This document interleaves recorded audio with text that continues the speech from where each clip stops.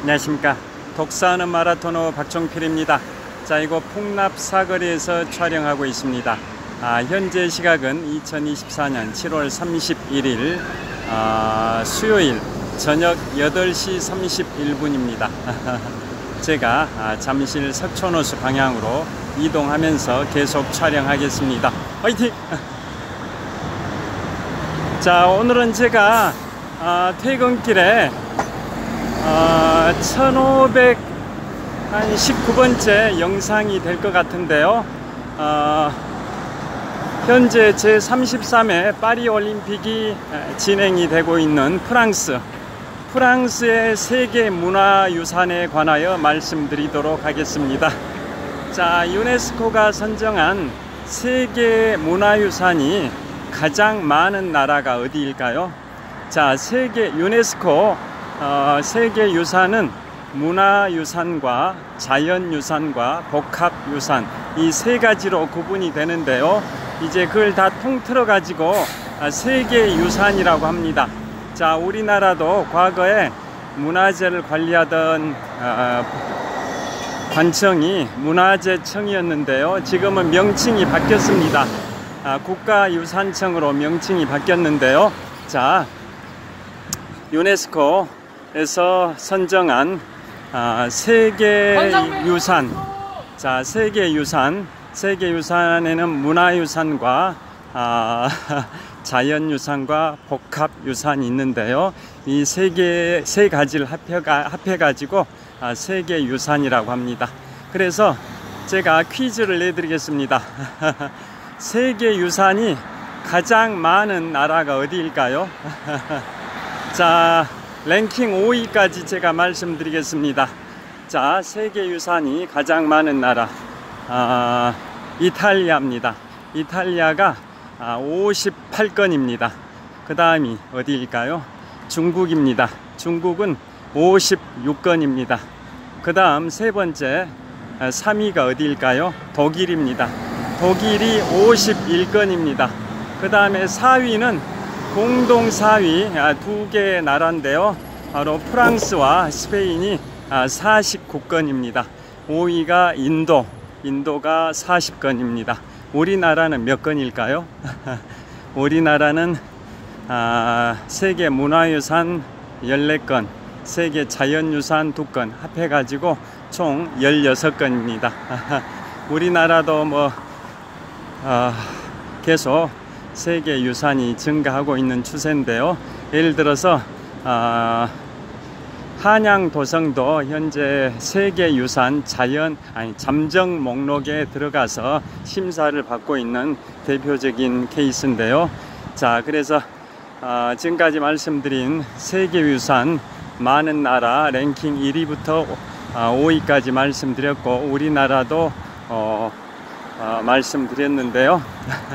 자, 그러면 오늘 이제 본격적으로 말씀드릴 세계유산은 프랑스의 세계유산에 관하여 말씀드릴 겁니다.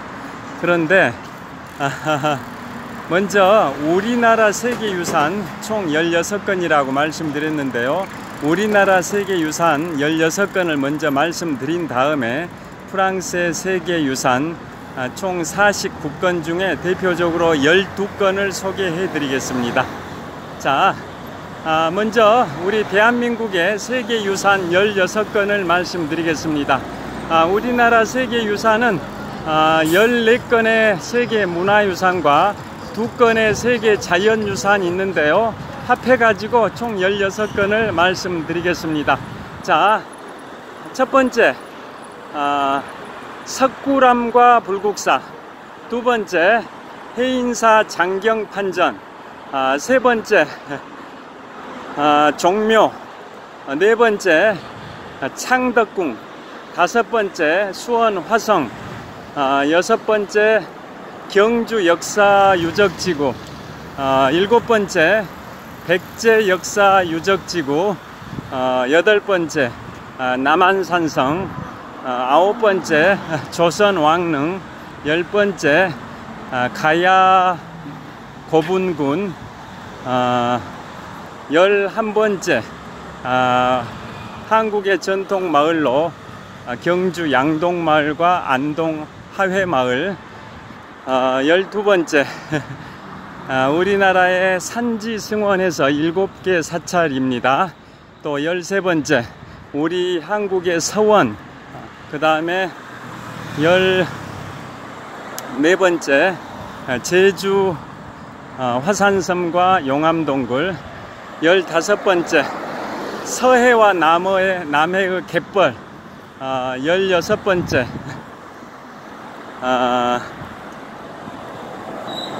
16번째는 경기도 인천광역시 강화군과 전북 고창군과 전남 화순군의 고인돌 지구입니다. 자, 이상 16가지가 대한민국의 세계 유산인데요. 그 중에 14가지는 세계 문화유산이고 나머지 2가지는 세계 자연유산인데요. 세계 자연유산 2가지는 바로 제주 화산섬과 용암동굴이고, 또 하나는 서해와 남해의 갯벌입니다. 그리고 나머지 14가지는 다 이제 세계 문화유산입니다. 자, 이상 16가지의 대한민국의 세계 유산을 소개해 드렸고요. 자, 지금부터는 프랑스는 아까 말씀드린 것처럼 스페인과 함께 세계 유산이 총 49건으로 공동 4위입니다. 자, 그 프랑스의 세계 유산 49건 중에 42건은 세계 문화유산이고 6건은 세계 자연유산, 1건은 복합유산입니다. 그래서 세계 문화유산 프랑스의 세계 문화유산 42건 중에 대표적으로 여러분들께서 좀 그렇지, 가본 데구나, 또 들어본 데구나 하실 법한 곳으로 12곳을 제가 소개를 해 드리겠습니다. 그리고 나머지 소개 못 해 드리는 그 건수들은 상당수가 프랑스가 로마 카톨릭 국가다 보니까 대성당이 꽤 많이 포진되어 있습니다. 그래서 여러분들께서 좀 들어보실 만한, 가보셨거나 또는 들어보셨을 법한 그런 곳 위주로 프랑스의 세계 문화유산 12건을 소개해 드리겠습니다. 프랑스의 세계 유산은 총 49건인데 문화유산이 42건, 자연유산이 6건, 복합유산이 1건, 총 49건인데요. 그 중에서도 세계 문화유산 42건 중에 대표적으로 여러분들께서 들어보셨을 만한 곳으로 12곳을 제가 소개를 해 드리겠습니다. 자, 지금부터 소개해 드리겠습니다.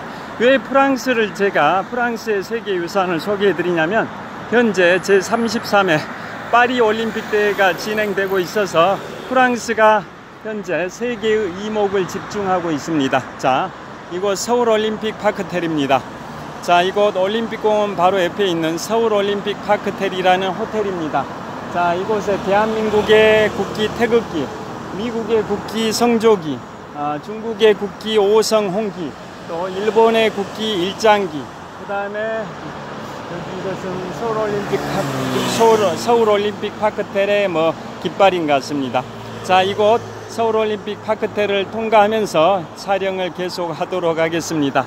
자, 그래서 프랑스의 세계유산을 소개해드리는 이유는 현재 7월 26일부터 8월 11일까지 17일간의 열전으로 제33회 파리 올림픽 대회가 개최되고 있어서 제가 프랑스의 세계유산을 소개해 드리는 겁니다.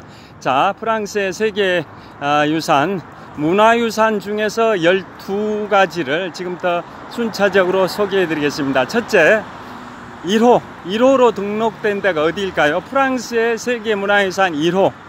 우리나라는 석굴암과 불국사가 대한민국의 세계문화유산 1호입니다. 1995년에 지정이 된 대한민국의 세계문화유산 1호.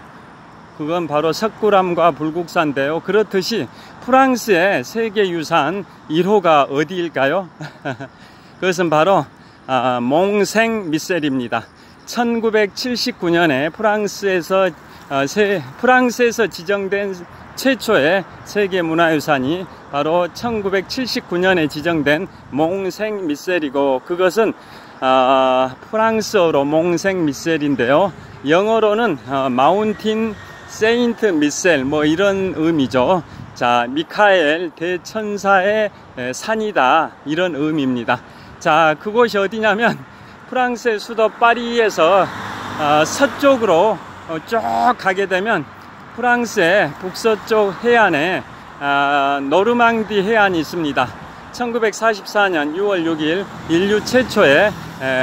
인류 최초가 아니라 인류 최대 규모의 상륙작전이 펼쳐졌던 노르망디 상륙작전이 펼쳐진 그곳 노르망디에 바로 몽생 미셀이 있는데요, 그 몽생 미셀은 그 해안에서 한 2km 정도 떨어져 있는 하나의 섬입니다. 섬. 바닷물이 만조가 되면은 그곳에 걸어서 갈 수 없는데, 반면에 바닷물이 다 빠지게 되면 이제 갯벌이 드러나기 때문에 걸어서 갈 수가 있습니다. 그래서 그곳은 조수 간만의 격차가 최대 14m나 되기 때문에 굉장히 만조가 되면은 걸어서는 못 가고 간조가 되면 걸어서 갈 수 있다. 그곳이 바로 몽생 미셀인데요, 그곳은 뭘로 유명하냐면 어떤 성직자가 꿈속에서 미카엘 대천사의 그 계시를 받고 그곳에 수도원을 건설을 했습니다. 그래서 지금도 유명한 수도원이 거기에 위치하고 있는데요, 그래서 그곳은 미카엘 대천사의 계시를 받고 건축했다 해서 그곳의 명칭이 몽생 미셀.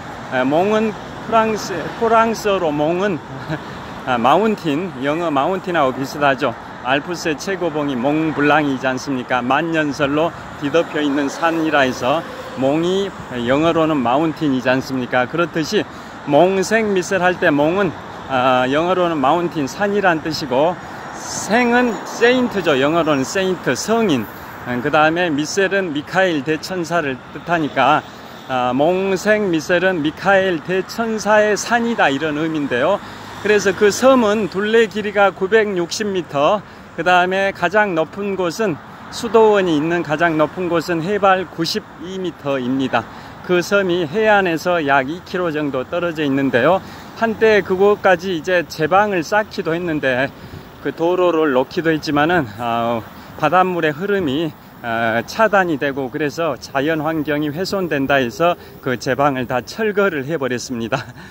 자, 그래서 그곳은 또 뭘로 유명하냐면 영국과 프랑스 간의 100년 전쟁, 1337년부터 1337년부터 1453년까지 무려 116년 동안 전개됐던 이른바 100년 전쟁, 프랑스와 영국 간의 격돌이었던 그 100년 전쟁에서 영국이 그 프랑스가 점령하고 있던 프랑스 땅이었던 그 몽생 미셀에 대하여 10여 차례 맹공격을 펼쳤습니다.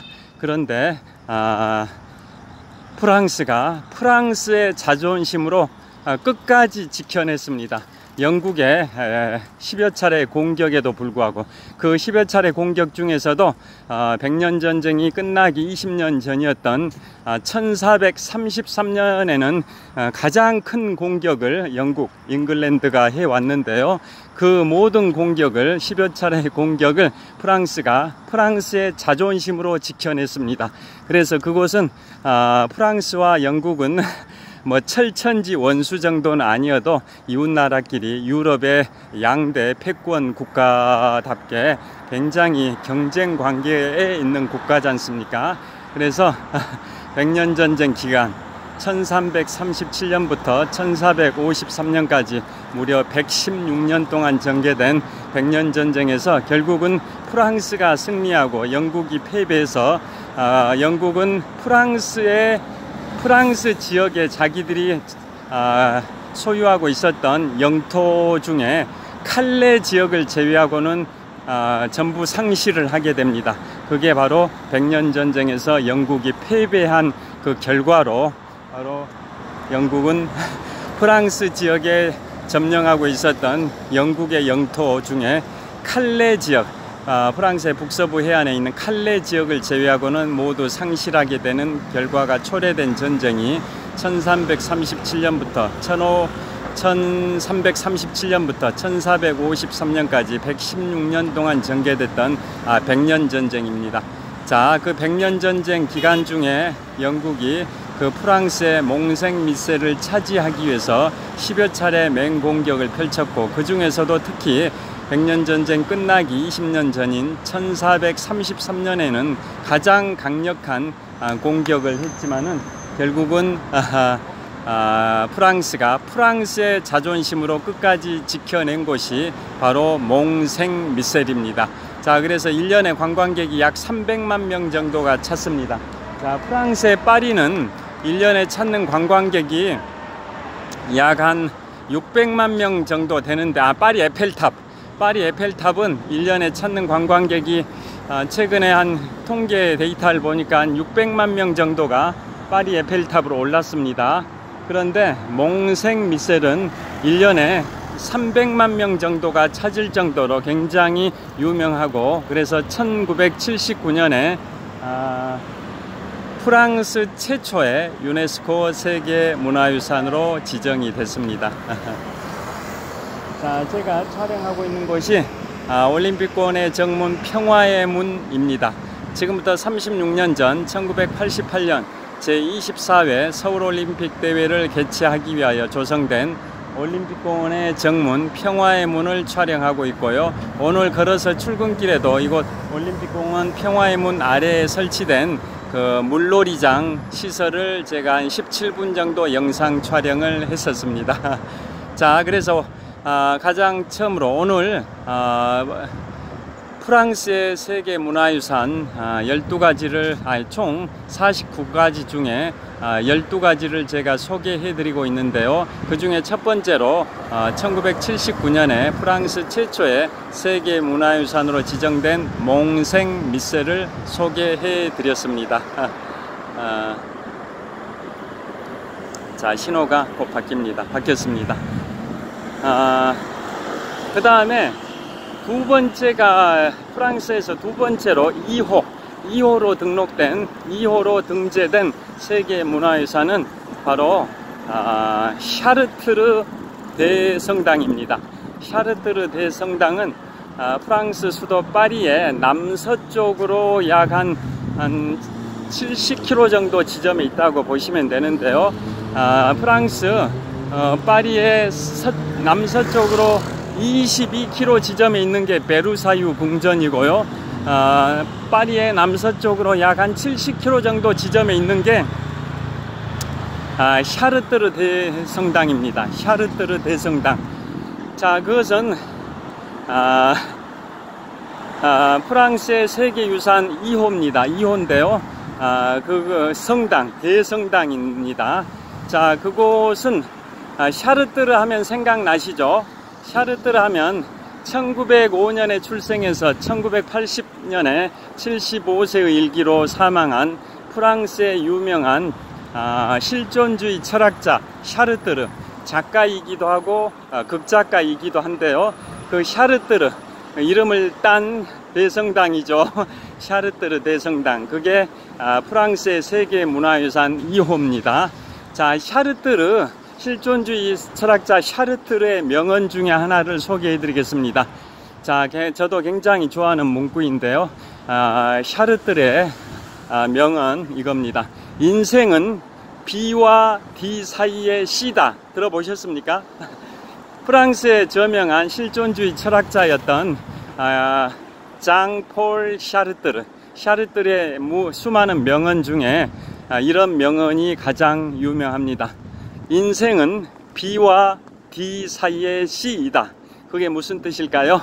여기서 B는, 알파벳 B는 태어나다, 출생하다, birth죠. birth의 이니셜 B. 그 다음에 D는 죽다, death, 죽음을 뜻하는 death, D. 그 가운데 있는 C는 뭐냐? 초이스 선택이다 이런 뜻입니다. 즉 샤르트르가 그런 말을 한 겁니다. 인생이라는 것은 출생 시점으로부터 사망 시점까지 사이에서, 즉 생존하는 기간 동안에 선택의 연속이다 이런 뜻입니다. 자기가 어느 대학을 가고 또 어떤 집을 소유하고 그 다음에 어디에다 투자하고 또 어떤 사람과 결혼을 하고 모든 것이 인생은 선택의 연속입니다. 그래서 프랑스의 실존주의 철학자 장폴 샤르트르가 인생은 B와 D 사이의 C이다 라는 명언을 남겼습니다. 인생은 출생 시점으로부터 사망 시점까지 사이에서의 선택의 연속이다 라는 의미로 인생은 B와 D 사이의 C이다 라고 프랑스의 저명한 실존주의 철학자 장폴 샤르트르가 했던 말인데요. 그 샤르트르의 이름을 딴 샤르트르 대성당이 프랑스의 세계유산 2호입니다. 그게 프랑스 파리 남서쪽으로 약 70km 정도 지점에 있습니다. 자, 그 다음에 3호가 어딜까요? 3호. 프랑스의 세계유산 3호. 세 번째로 등록된 게 다 프랑스의 세계문화유산 1호부터 5호는 다 1979년 같은 연도에 동시에 지정됐습니다. 6호는 이제 1981년에 지정됐고, 반면에 프랑스의 세계문화유산 1호부터 5호까지는 전부 다 동일한 1979년에 지정이 됐습니다. 자, 1호는 제가 몽생 미셀, 2호는 샤르트르 대성당, 3호가 어디일까요? 3호. 바로 베르사유 궁전입니다. 베르사유 궁전은 너무나도 유명하죠. 프랑스 파리 남서쪽 22km 지점에 있는 베르사유 궁전. 프랑스를 여행할 때 파리뿐만 아니라 파리의 남서쪽 22km 지점에 있는 베르사유 궁전도 필수적인 관광 코스인데요. 베르사유 궁전은 바로 프랑스의 태양왕 루이 14세 짐이 곧 국가이다 라는 명언을 남겼던 프랑스의 절대왕 루이 14세, 유럽의 군주 중에서는 재위 기간이 가장 길었던 1643년부터 1715년까지 무려 72년 3개월 18일 동안 통치했던 태양왕 루이 14세가 건설한 궁전이 바로 베르사유 궁전입니다. 원래는 그곳이 왕실의 사냥터였는데요. 태양왕 루이 14세가 그곳을 가장 절대 왕정을 상징하는 가장 휘황찬란한 초호화 특급 궁전으로 건설을 했습니다. 바로 루이 14세가. 그리고 그 이후 루이 14세 시절뿐만 아니라 루이 14세의 두 번째 증손자인 루이 15세, 또 루이 15세의 손자인 루이 16세, 이런 국왕들이 다 그곳에 거주를 했었습니다. 그게 바로 베르사유 궁전이고요. 자, 베르사유 궁전은 또 뭘로 유명하죠? 바로 제1차 세계대전의 강화조약이 베르사유 궁전의 거울의 방에서 체결이 됐습니다. 자, 이 식당이 최근에 오픈을 했습니다. 보여드리겠습니다. 오늘인가 오픈한 것 같은데 153 구포국수라고 153 구포국수, 최근에 여기에 무슨 공사를 했는데 오늘 개업을 한 것 같습니다. 절 보여드리겠습니다. 자, 이곳 송파구청 앞 사거리 바로 옆인데요. 153 구포국수 가게 앞에서 조명을 받아서 제 얼굴이 밝게 보이실 겁니다. 자, 계속 건너도록 하겠습니다. 자, 송파구청 앞 사거리를 파란불 횡단을 하도록 하겠습니다. 자, 그래서 베르사유 궁전은 또 뭘로 유명하냐면 프랑스의 세 번째 세계문화유산이자 그곳은 제1차 세계대전의 강화조약이 체결됐던 공간이기도 합니다. 자, 제1차 세계대전은 1914년부터 1918년까지 전개됐고 전범 국가는 독일, 오스트리아, 불가리아, 터키 네 국가고요. 나머지 국가들은 연합국가인데요. 결국은 전범국가가 패배하고 연합국이 승리를 해서 강화조약을 체결을 했는데 그게 바로 베르사유 조약입니다. 그게 체결된 공간이 바로 베르사유 궁전 거울의 방에서 체결을 했습니다. 그 날짜는 제1차 세계대전, 즉 월드워 1이죠. 제1차 세계대전이 종전됐던 1918년의 이듬해인 1919년 6월 28일 11시 11분에 베르사유 조약이 조인식이 체결됐는데요. 그게 바로 독일과 연합국가들 간의 베르사유 조약입니다. 그게 체결된 공간이 베르사유 궁전의 거울의 방이라고 너무나도 화려한 공간이죠. 절대 왕권, 태양왕 루이 14세의 최고의 절대 왕권을 상징하는 공간이 베르사유 궁전의 거울의 방인데요. 그곳에서 1919년 6월 28일 11시 11분에 독일과 연합국가들 간의 베르사유 조약이 체결됨으로써 제1차 세계대전의 종전제약이 성립이 됐습니다. 그런데 워낙 독일에게 전쟁 배상금을 많이 부과하는 그러한 조약이다 보니까 도저히 독일로서는 그 전쟁 배상금을 감당하기가 어려워서 결국은 그거에 대해서 강력한 불만을 표시했고, 그래서 나중에 1933년에 독일의 나치스 국가사회주의 독일 노동당, 국가사회주의 독일 노동자당이 이른바 나치즈이지 않습니까? 나치즈를 창립한 독일의 아돌프 히틀러가 주도해서 제2차 세계대전이 발생할 수밖에 없었는데요.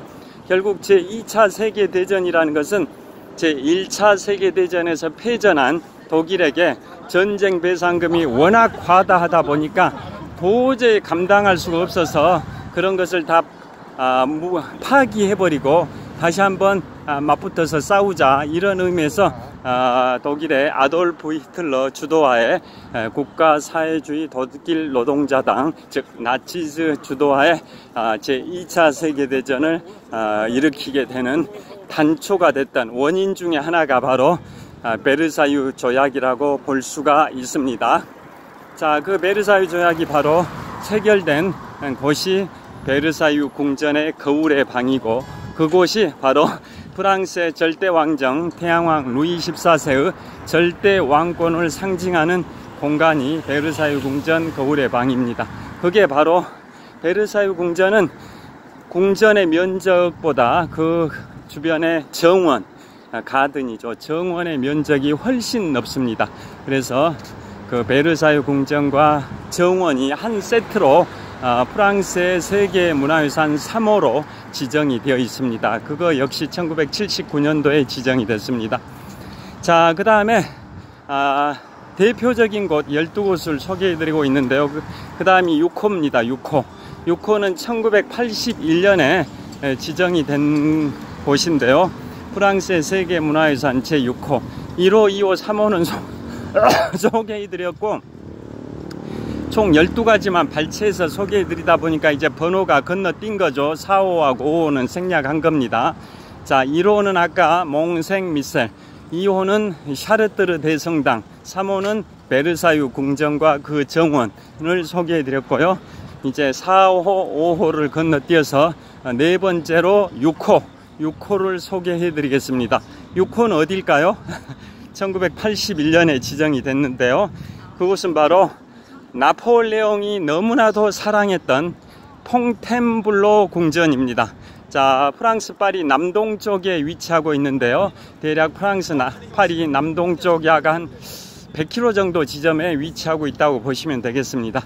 자, 그곳이 지금부터 200여 년 전에 프랑스의 지배자, 유럽 대륙을 평정했었던 나폴레옹 보나파르트가 너무나도 사랑했던, 좋아했던 공간이 바로 퐁텐블로 궁전입니다.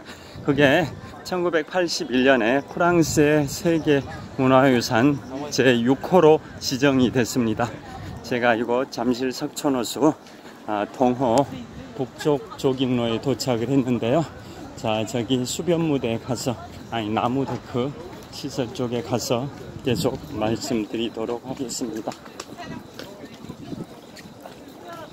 궁금하다고 해서. 자, 이거 제가 22년 5개월 동안 마라톤 훈련을 해오고 있는 잠실 석촌호수 동호 북쪽 조깅로에 도착을 했습니다.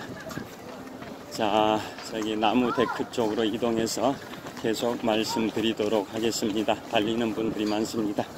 자, 이곳 잠실 석촌호수 동호 북쪽 조깅로에 도착을 했습니다. 나무 데크로 이동해서 계속 말씀드리겠습니다. 자, 이쪽으로 가겠습니다. 자, 오늘은 여기 조명이 켜져 있어서 밝을 것 같습니다. 어제는 좀 어두웠는데요. 자, 현재 시각이 9시 2분입니다. 30분 정도, 31분 촬영을 하고 있는데요. 자, 현재 시각 2024년 7월 31일 수요일 저녁 9시 2분입니다. 자, 잠실 석촌호수 동호 북쪽 조깅로이고요. 자, 북쪽 조깅로 바로 북쪽변에 롯데월드 타워가 있습니다. 123층 555m 높이 기준 세계 5위 규모 OECD 국가 38개 회원국 중에서는 가장 높은 빌딩 롯데월드 타워가 잠실 석촌호수 동호 북쪽변에 위치하고 있습니다. 달리기 하는 분들, 산책하는 분들이 보입니다. 이곳은 잠실 석촌호수 동호 북쪽 조깅로이고요. 달리는 분들, 산책하는 분들, 또 노천 카페에서 한가로이 담소를 나누는 시민들의 풍경도 보입니다. 자, 이곳 잠실 석촌호수 동호 북쪽 조깅로 바로 북쪽에 위치하고 있는 롯데월드 타워입니다. 123층 555m 높이 기준 세계 5위 규모 OECD 국가 38개 회원국 중에서는 가장 높은 빌딩 롯데월드 타워입니다. 자, 계속 촬영하겠습니다. 자, 그래서 제가 오늘 프랑스의 세계문화유산 12가지를 이제 엄선해서 소개해 드리고 있는데요. 1호는 몽생 미셀, 2호는 샤르트르 대성당, 3호는 베르사유 궁전과 그 정원을 소개해 드렸고요. 이번에는 네 번째로 6호입니다. 6호.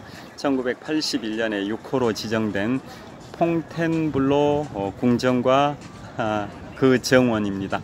자, 퐁텐블로 궁전은 프랑스 파리 남동쪽 약 100km 정도 지점에 있다고 보시면 되는데요. 그곳은 지금부터 200여 년 전에 유럽 대륙을 평정했던 나폴레옹 보나파르트가 너무나도 좋아했던 궁전입니다. 자, 그리고 그 궁전은 프랑스의 그 부르봉 왕조의 시작 창업자인 앙리 4세, 그 다음이 2대 국왕이 루이 13세, 그 다음이 3대 국왕은 이제 루이 14세, 루이 14세는 주로 베르사유 궁전에 많이 투자를 했고요. 4대 국왕이 루이 15세, 5대 국왕이 루이 16세로 이어집니다. 그러니까 프랑스 부르봉 왕조의 계보가 부르봉 왕조의 초대 국왕이 앙리 4세, 2대 국왕이 다시 말씀드립니다. 프랑스 부르봉 왕조의 1대 국왕이 앙리 4세, 2대 국왕이 루이 13세, 3대 국왕이 루이 14세, 4대 국왕이 루이 15세, 5대 국왕이 루이 16세인데요. 자, 이 관계를 보면 이 중에서도 부르봉 왕조의 초대 국왕은 앙리 4세인데 3대 국왕이 바로 루이 14세, 태양왕 루이 14세고, 이 태양왕 루이 14세는 유럽 군주 중에 가장 재위 기간이 길었던 72년 3개월 18일 동안 프랑스를 통치했던 인물인데요. 이 인물은 주로 베르사유 궁전에 관심이 많았습니다. 베르사유 궁전을 그분이 화려하게 꾸몄으니까요. 그에 반해서 지금 말씀드리고 있는 퐁텐블로 궁전은 어떠한 사람들이 많이 투자를 했냐면 프랑스 부르봉 왕조의 초대 국왕이었던 앙리 4세, 2대 국왕이었던 루이 13세, 4대 국왕이었던 루이 15세, 5대 국왕이었던 루이 16세, 이런 사람들이 바로 퐁텐블로 궁전의 투자, 장식하는 데 많은 비용을 지출을 했었습니다. 자, 그리고 프랑스 대혁명이 바로 루이 16세 시절에 일어났고요. 그 프랑스 대혁명으로 인해서 민중들이 절대 왕권을 상징했던 그 화려한 궁전들을 다 파괴를 했었죠. 그래서 퐁텐블로 궁전도 파괴가 됐었는데요.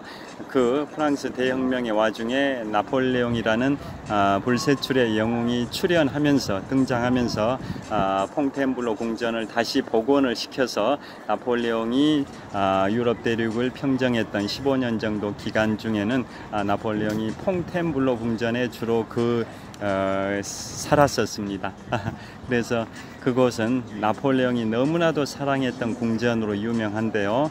자, 그게 바로 프랑스의 세계문화유산 제6호, 1981년에 제6호로 지정됐습니다. 자, 그리고 아이러니하게도 프랑스를 한 15년 정도 지배했던 나폴레옹이 나폴레옹 생애를 잠깐 말씀드리면, 제가 4년 3개월 전에 출판했던 책이 프랑스 대혁명과 나폴레옹, 부제목이 불세출의 영웅 나폴레옹의 삶과 전쟁인데요.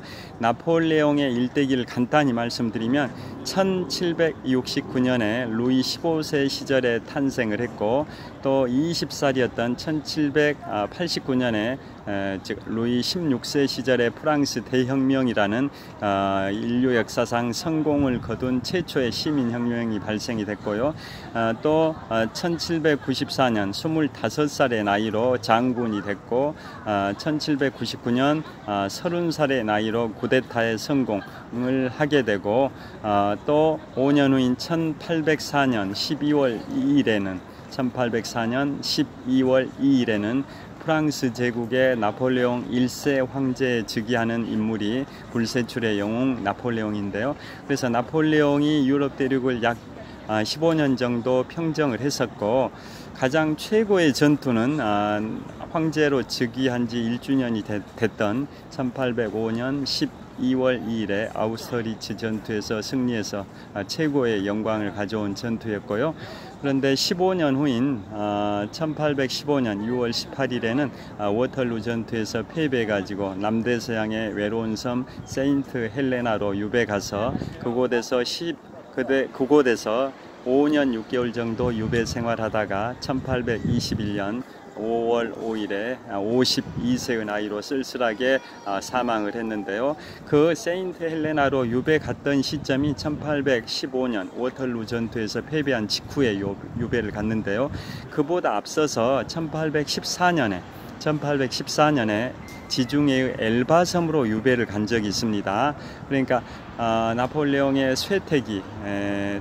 쇠퇴기였던 1812년에는 나폴레옹이 러시아 원정에서 실패하고, 1813년에는 라이프치 전투에서도 패배하고 계속 쇠퇴를 거듭하다가 1814년 4월 16일에는 나폴레옹이 이제 정권을 빼앗기게 되죠. 그래서 나폴레옹을 퇴위시킨다, 즉 프랑스 제국의 나폴레옹 1세 황제를 퇴위시켜서 지중해의 엘바섬으로 보낸다, 그거에 관한 조약을 체결한 게 프랑스 제국과 대프랑스 동맹 제6차 대프랑스 동맹 국가들 간에 체결을 합니다. 자, 나폴레옹이 프랑스의 인류 최초의 성공한 시민혁명인 프랑스 대혁명의 정신, 자유, 평등, 박애의 정신을 유럽 열강에 전파하려고 하니까 유럽 열강들은 기존의 군주제를 폐지하고 공화정을 실현하자라는 프랑스 대혁명의 정신이 자신들한테도 미치게 되면 자신들의 왕, 국왕이나 왕비, 또 왕족, 귀족들이 다 몰살을 당할 수도 있을 것 같아서 나폴레옹의 프랑스군에 대항하기 위해서 유럽 열강들이 동맹을 맺은 걸 이른바 대프랑스 동맹이라고 하지 않습니까? 그 중에서도 6번째로 대프랑스 동맹을 맺었던 시기입니다. 그래서 나폴레옹이 1814년 4월 16일에 프랑스 제국과 제6차 대프랑스 동맹 국가들 간에 조약을 맺는데요. 그게 바로 퐁텐블로 조약입니다. 나폴레옹이 가장 좋아했던 퇴위하기 직전까지 거주하고 있었던 그 퐁텐블로 궁전에서 조약이 체결되는데요. 그 조약의 내용인즉슨 지중해 엘바섬으로 유배를 보내고 그 엘바섬의 소영주가 되는데 나중에 나폴레옹이 사망하면 상속이 되지 않고 그건 토스카나 공국의 흡수가 되는 그런 형식의 퇴위 조건이고 200만 프랑을 연금으로 보내주겠다. 프랑스라는 국가가 나폴레옹에게 200만 프랑을 연금으로 보내주겠다라는 내용이 포함이 되어 있었지만 그것은 약속이 지켜지지 않았습니다. 자, 여하튼 그래서 나폴레옹이 가장 좋아했던 퐁텐블로 궁전에서 나폴레옹의 퇴위 조건을 담았던 조약이 바로 퐁텐블로 조약이고 그게 1814년 4월 16일에 체결됐던 조약입니다. 그러니까 나폴레옹이 가장 좋아했던 그 궁전인 퐁텐블로 궁전에서 나폴레옹의 퇴위, 나폴레옹의 이제 은퇴, 황제의 자리에서 쫓아내버리는, 추방해버리는 그런 내용의 조약을 체결했다라는 게 아이러니하긴 한데 그게 바로 1814년 4월 16일에 체결된 퐁텐블로 조약입니다. 자, 지금까지 프랑스의 세계문화유산 제가 12가지를 소개해드리고 있는데요. 그 중에 네 번째로 소개해드린 1981년에 프랑스의 세계유산 6호로 지정된 퐁텐블로 궁전과 그 정원을 소개해드렸습니다. 그 다음에 다섯 번째로 소개해드릴 곳은 어디냐면 제14호를 소개해드리겠습니다. 제가 지금 쭉 말씀드리고 있는 게 프랑스의 세계유산 총 49가지가 있는데요. 그 중에 42가지는 세계 문화유산이고 6가지는 세계 자연유산이고 1가지는 세계 복합유산인데요. 그 중에 세계 문화유산 42가지가 있고 그 중에 12가지를 제가 엄선해 가지고 소개해 드리고 있는데요. 지금까지 총 4가지를 소개해 드렸죠. 1호가 몽생미셀, 2호가 샤르뜨르 대성당, 3호가 베르사유 궁전과 그 정원, 6호가 퐁텐블로 궁전과 그 정원, 이 6호까지 총 4가지를 소개해 드렸습니다. 이번에는 이제 다섯 번째로 어디를 소개해 드리냐면 제14호입니다. 14호가 어디일까요? 그것은 로마 시대의 수도교입니다. 로마 시대의 수도교가 제14호로 지정이 되어 있는데요. 제가 지금부터 14년 전에 이탈리아, 스위스, 프랑스, 유럽 3개국으로 4식국 가족 여행을 갔을 때 이탈리아 로마에서도 고대 로마 시절의 수도교를 본 적이 있는데요. 프랑스 지역도 고대 로마가 점령을 했었죠. 그래서 프랑스 지역을 고대 로마 시절에는 갈리아 지방이라고 했었지 않습니까? 그래서 프랑스 지역도 고대 로마 시절에 점령당한 지역이다 보니까 고대 로마 시대의 수도교